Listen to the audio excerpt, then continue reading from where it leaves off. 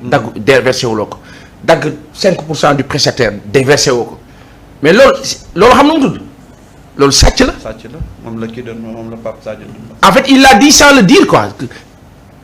man ka xool ma am kersa ma ne mais patron de presse yi quand ils entendent ça ils se disent quoi après bu patron de presse bi ñëwee ne la non bala maa fay impôt fay samay salaire nga ne ko d'accord tu peux lui dire d'accord mais ça peut pas être tous les ans comme ça. Tu peux pas le faire sur 1 an sur 5 ans sur 10 ans sur après bu yàggee dañu ne yaa léegi nag looloo indi impôt moom tamit ñëw def sans gagne sans perte na léegi comme demee na noonu yow 2009 ba nangam fay ñu parce que versé woo loolu nga versé wu la laaj léegi bu la ko laajee man ma ñëw taxaw ne bon écoutez xam nga il faut pas tuer nos entreprises benn bàyyi san fàqee ca làng oui monsieur le président bu leen tëj entreprise kenn du ko fi tëj tu vois un peu il faut que gars yi xaw a amaat tuuti nan laa ko mu tuddee plus de hauteur pour plus d'honnêteté quand vous taxez benn avis comme ni mu ko expliqué avis de décès wala une soirée qu'on annonce nga dagg nga fayloo waa ji fu mu war a fay publicité 75000 nga ne ko noonu wala 100 nga ne ko noonu 18% yi TVA la mu fay ko mais bu ko fayee yow lan nga war a def verser 18% yi. ñun ñu xam dañu nekkoon dans l'événementiel on sait comment ça se passe. oui dañ la kaa dagg. non dañ lay wax yow sax dañ lay wax yow quoi. waaw léegi. am na ñoo xam ne dañuy retiré TVA bi sans ñu majoré ko. ça exactement duñ ko mentionné fenn. waaw loolu léegi c'est du vol léegi nag yow nga seq ak waa impôt nga xam ni danoo mën a calculer ba c'est-à-dire que ñooñu moom dañoo judd rek di calcul nga ñëw jàkkaarloog ñoom day am moment yoo xam ne ok ils peuvent laisser passer boo dajee benn nguur bu mel ni Macky Sall mu chantage la ci wala mu am nu mu doxee ak yow boo dajee beneen nguur bu ñëw comme nguur bu bees bi ñëw ne man sama yoon newu ci. mais boo xefee am jafe-jafe donc qu'est-ce qu'il faut faire il faut retourner voir ces gens-là collaborer ne kat vraiment on s'est trompé de bonne foi entre guillemets et que maintenant on va être à carreau on va respecter jarul sax discuter de l'autre revers le président ci kàddoom nee na il faut ñu jàppale presse bi te dëgg la et du jàppale presse bi rek faw ñu jàppale l'entrepreneuriat au Sénégal l'entrepreneurship les entrepreneurs les champions tout le monde il faut jàppale ñi nekk ba pare il faut renforcer il faut consolider les acquis il faut en créer d'autres mais pourvu que ñun ñëpp ku si nekk nga respecter les règles du jeu mais mënuloo dagg Pape Sadio salaire am wala Baye Assane wala Sëñ Saliou wala Samba Thiam wala mu ngi mel ne Alioune Top war a fay waa Sunugal 24 mentionné loolu yëpp dagg ka teg te après ñu dawal 5 ans géré wu ko 6 ans 7 ans impôt jékki-jékki ne jamet gars yi def conférence de presse ça pose problème. mais jàppale bi nag il faut ñu xool schéma bi parce que Wade da doon jàppale ay journalistes Macky Sall doon jàppale ay journalistes. oui xam nga jàppale journaliste ak jàppale entreprise de presse. oui ça fait deux ça fait deux ça fait deux mais foofu nag ça dépend de l'honnêteté ak la bonne foi de kii nga xam ne moo day jàppale. su fekkee dafa jàppale c'est dans l'environnement ak les conditions yi sous-tendre waa ji yëngatu kii yëngatu boo fexee ba fi moo yëngatoo set normal moom yëngatoo mun na ko gérer mais boo ñëwee naan ko non kaay yëngatoo nii yëngatoo ne le yaa ngay orienté soo orienté intérêt dugg na conflit d'intérêt dugg na donc moi je pense que am na sax ñuy wax ne il faut que état bi am ses supports médias am na nu kaa wax ok tu as la RTS mais tu peux avoir d'autres supports qui peuvent te soutenir par contre il faut faire de sorte que la presse en général sur le plan économique génn ci jafe-jafe bi jafe-jafe presse nag ci économie du jafe-jafe presse kese jafe-jafe presse la jafe-jafe enseignement la jafe-jafe baykat la jafe-jafe sénégalais yëpp la léegi nan ngaa def da ngay fexe les conditions de vie au niveau économique au Sénégal am amélioration soppeeku la preuve consommation de la presse Pape Sadio kan moo fi jënd journal. kenn jëndatu ko. journal bu fi wax yaa ngay jar waxoo dëgg. kenn jëndatuñ sax.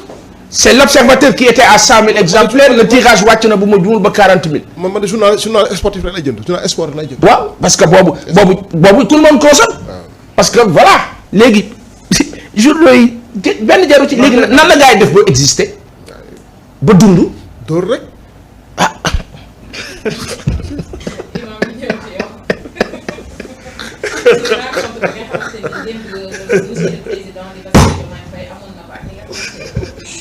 les jeunes reporters du Sénégal ban njàngat nga am ak lan nga tiré ci rencontre boobu. waaw déjà man je dis que la rencontre là elle n'est pas fortuite parce que soo xoolee bu baax ce sont les jeunes qui sont sur le terrain sooy def conférence wala ngay def dara ce sont les jeunes qui viennent donc soññu les jeunes xam la mooy seen problème ak waxtaan ak ñoom c'était très important.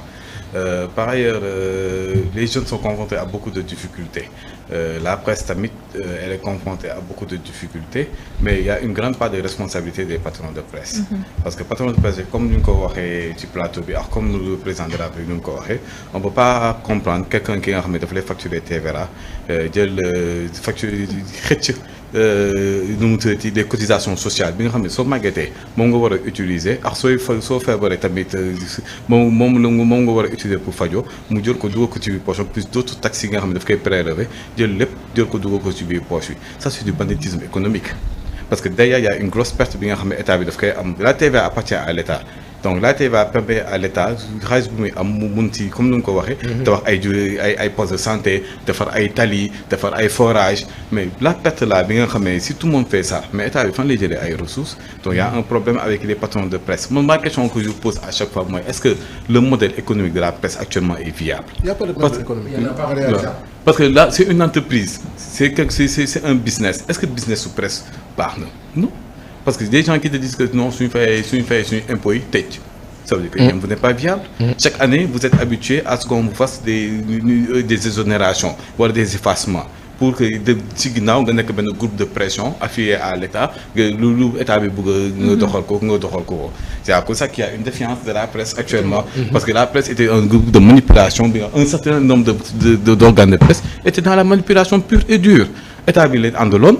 Luy opposants yi dañuy yàq seen der di manipuler di leen di orienter population bi la défiance tamit au niveau de la justice c'est parce que la justice était devenue un groupe de répression état bi suñu manipuler nga dëgër bopp justice bi ñu activer ko ñu dem jàppale ne la ràpp ci biir kaso bi demal nga toog c'est ce qui se passe donc de ce fait la population a vu que ni la presse ni la justice n'étaient fiables te derrière ça même si on regarde le modèle économique mais la presse n'a pas su suivre son temps mooy l'émergence des réseaux sociaux actuellement man du ma gis journal su ma yeewoon le matin am na benn groupe bi ma nekk toute la revue de presse tous les journaux ñoo ngi foofu on les a numérisés damay ubbi di lire di xool di teg waaw donc ils n'ont pas suivi topp ñu les changements qu'il y a eu ils pensaient ni que en restant dans les journaux classiques di ubbi di tëj ils allaient continuer à suivre mais tu peux pas suivre alors qu'il y a la numérisation qui est là il y a internet qui est là il y a l'émergence des télé ci poche parce que quand ñoom ils étaient dans la manipulation ils ont fermé l'accès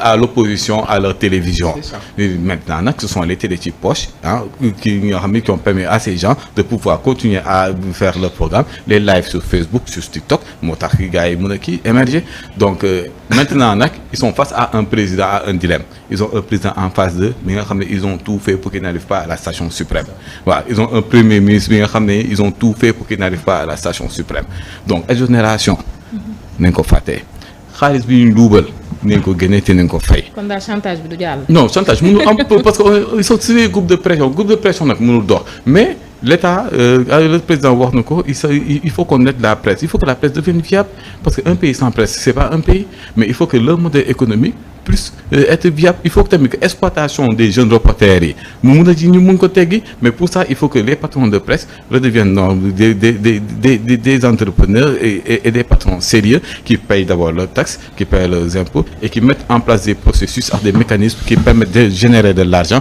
pour que ñëpp mun a nekk dans de bonnes conditions.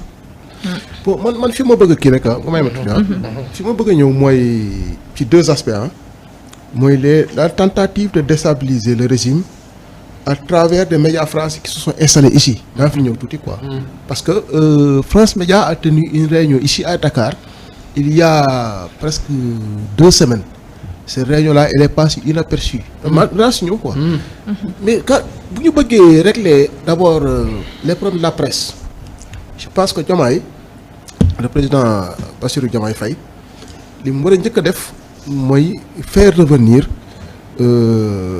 à l'époque il y avait ce qu'on appelle la société sénégalaise de publicité à SPT. Il faut rationaliser la publicité institutionnelle. Publicité institutionnelle ngay récupérer d'abord la publicité institutionnelle moom la publicité que l'État donne. maires yi les comment dirais-je les ministères. L'administration centrale. L'administration décentralisée. ñu kii ko ñu centraliser ko. à travers une agence de publicité. Maintenant la presse de l'État. La presse d'État, la presse officielle. Au lieu que ñu leen subventionner mais ñu leen di financer. Par exemple comme la RTS dañ ko war a financer. Parce que le service de l'audiovisuel ça coûte excessivement cher. dañuy financer la presse d'État, libéraliser la publicité institutionnelle mu jëm ci privé yi. C'est ça. Mais avec des modalités d'accès. C'est-à-dire pour nga accéder ci publicité boobu dafa am ay modalités. C'est-à-dire ku nekk à ajouter tes cotisations à l'IPRES. kuy fay ay journalistes selon la convention. maanaam ay barrières yu ñuy teg yoo xam ne ci nga accéder.